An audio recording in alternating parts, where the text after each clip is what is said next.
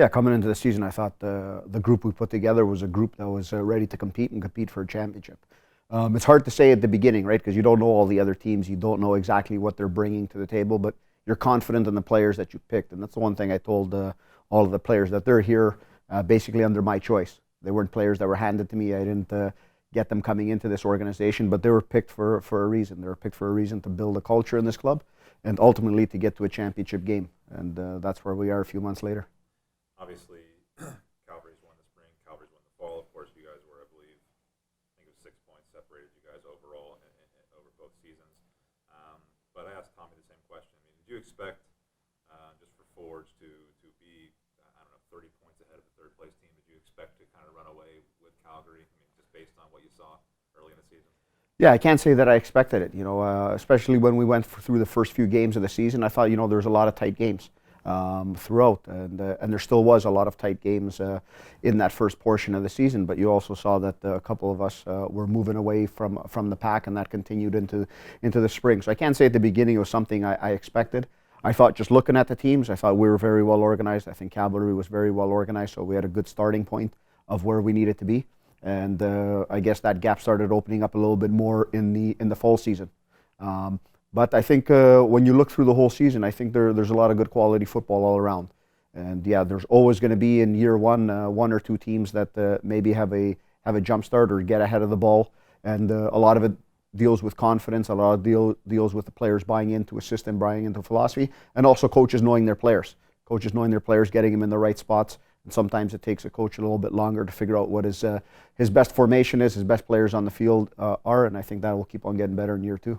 Yeah. So I think I have a vote for the best 11 across the league. I'm going to give you the same opportunity I gave Tommy, but basically talk up your own players. But how many guys performed at a best 11 caliber season for you guys to be where you are right now? Yeah, I think quite a few. When you look at our team, I think there's not many players I change out in my team to bring in somebody else. And that's not to talk down to any other player in this league, because I thought there was good performances. But when you look at your team, you know what you're dealing with every day. You train with the guys, you're on the pitch with them. You see if they can implement the tactical aspects of the game you're asking them to go forward with. And I think a lot of our guys were excellent. And in each line of the field, Tristan Henry, I think, has been fantastic in the goal. And it's been a big learning curve for him. This is his first year playing as a pro. So he's had to take his game to the next level. You see guys like Daniel Crutzen in our back line, and I think he's one of the best defenders in this league. And he's also a guy we've asked to move around. So if we look at him, he's had to play left back some games. He's played at the right side of central defense, so we've moved him out of his comfort zone, and he's been equally as good. But when he's playing in that left central defender, I think he's top class in this league, and I think his future is bright, and he's going to be able to keep on moving up the levels. And that's the quality of football that he has in this game. You move into midfield, and I think Becker's been excellent for us. Apart from what he does in pulling the strings for our team, he's a great leader. He's become a great leader in the dressing room and really pushing everyone forward. And then you've had the emergence of a guy like Tristan Borges this year, who's played between midfield and the front line. He's a player that comes in this year that not many people know who he is in Canada. We know his qualities. We knew his qualities coming in, and you can tell from the first day of preseason he was ready to explode, and I think that's what he's done this year. So, but when it's all said and done, on November 2nd, you will have played Calgary 9 times in the course of, I think it's, 6 months or so. What challenges does that present? Do you have to stop yourself from overthinking, changing things up too much to try and throw Calvary off? I mean, just what challenges is that? Yeah, I mean, it's obviously a unique situation. Not many of us are used to that, and you're also not used to it and conditioned to it from looking at world football. So you look at, and what we've had is some top matches this year, and you look at the matches, and there's 7 matches, and they're all good football matches, and that's what I take away from it. And you look around world football, and the Real Madrid and Barcelona, 2 top teams in Spain, will play each other twice in a season. It'll take them 5 years to play this many games against each other. And I think, yeah, it's important to always take the positives from the game, take some of the negatives, but not get too far into it, because your players, you have to put a lot of intelligence into them. They're intelligent guys, and they read the situations of the game. Now, this is a team we've played twice in the last 2 weeks, and we'll play them twice going forward. And so it's not something that's back in the back of their mind. It's fresh. They know what's worked. They know what hasn't worked. So yeah, you don't want to put the biggest emphasis on overlooking into things on every moment of the game, but just take the strengths out of each game that you played against them. First leg at home, you talk to different people, they say different things. Obviously, Calgary is somewhat thrilled that if they win, they get to lift the trophy in front of their home fans. But is there any advantage to playing the first leg at home to get out in front and kind of know the result you need in the second leg? Yeah, I think it's a unique experience. You know, statistics will tell you that a team that has the second leg always has the advantage. But that's when you look at it over a few rounds. So if you look at Champions League to get to the finals, you need to play a few knockout rounds. I think when you're in a final, it's a unique situation. It's two games. It's two distinct games where I think a lot of those statistics kind of get thrown out the window. You know, we've seen it this year in our experience playing in CONCACAF League.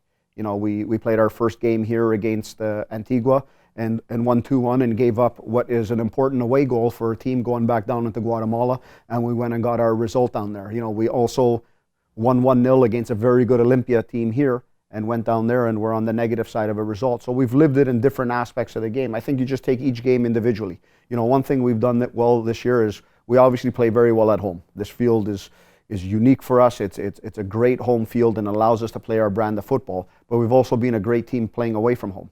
You know, we don't go and change our approach into games and so on. Maybe for some extraneous situations, weather or something, you may have to change things a little bit, but we're not a team that goes away from our DNA. We're not a team that goes away from our principles. So we're always going to bring, you know, that to the forefront in the games we play, and I think that's what has made it comfortable for us to play on the road. I'll go play off what you said there with the DNA is I think a lot of pundits, guys like me, think that they have a real blue collar kind of feel to them a little bit. They can win games in different ways. Can your team step up and win that kind of game on the road if it is, you know, cold in Calgary, if the field is bad? Can you guys win in different ways and go on the road and roll up your sleeves and get a result? Yeah, I think we can. We've changed our tactics, to be honest, a couple of times this year in certain situations where we've done it. And some is just from a learning curve aspect, which not many coaches would do in a season because it could give up 3 points. But we've done it in certain situations where we've gone away from possessing and keeping the ball and seeing that it can give us an advantage. And it's been in probably 2 key games this year where we've done that, and the guys have stuck to it tactically, and we've come out with 3 points. So I think it's something we can adjust very well to.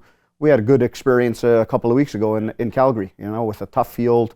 Everything's tough conditions for both teams, granted, but I thought the guys stuck to a game plan we had well, and it was something that we were looking at in advance of November 2nd, and that's how we handled that game. Make sure to give you credit for being 3-2-0 against Calgary in the regular season, so you won the 5-game series, I believe. But all those games were really close. I'm not sure you scored more than 1 goal in those games. What makes Calgary so difficult to break down 19 goals against over 28 games? Why are they so difficult to break down? Is it just the guys they have at the back? Is it organization? I think it's organization. I think, you know, they're a team that gets behind the ball. They're a team that organizes their block very well. Their team defense is what makes their defending very good.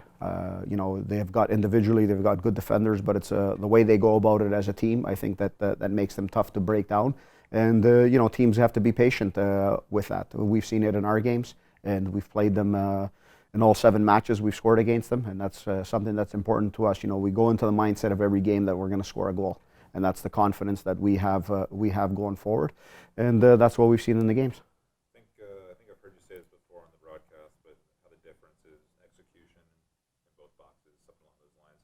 I mean, is that the difference in a final? What's going to be the difference in over 2 legs against Calgary? Yeah, the little things are the biggest difference. You know, your will and desire to fight for the balls. You know, tactically, each team's going to set up in both here and in Calgary, obviously, to go after the win. But it's going to be the little things. It's going to be the challenges. It's going to be the 50-50s and how we deal with things in both boxes. You know, if we look at the goal charts of both teams and most of the goals in the league and where world football is going, is all the goals are coming from inside the penalty area.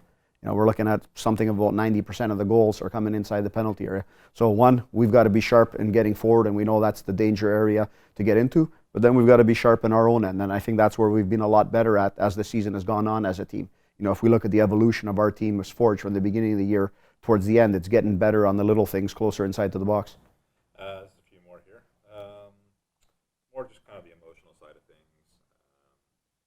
Somebody who grew up with Major League Soccer, I still remember the DC United teams in the early 90s or the late 90s that won those MLS Cups. You know, Forge could become that kind of, you know, they could become that kind of the equal in Canada, where you remember back to the first CPL season and you see Orange and Bobby Smyrniotis celebrating with his team. I mean, you think about the historical significance of potentially winning a CPL final, the first CPL final? Yeah, definitely. You think about it because of the importance it has in the future for this organization. You know, you don't look at it from a personal aspect, but you look at it for what it's going to do for our badge, for our colors, and our city. You know, we're transforming football in this country. You know, we started this year, and I think it's slowly happening, and it's only going to get bigger. But to be able to do that in that first year here in Hamilton at home, I think would be great. You know, the culture that we've put around this club internally, I think it's starting to spread to our fans, and it's starting to spread to the fabric of the city. The more we're able to do with that, the better it is. And obviously, being able to lift that trophy on November 2nd, I think will go a long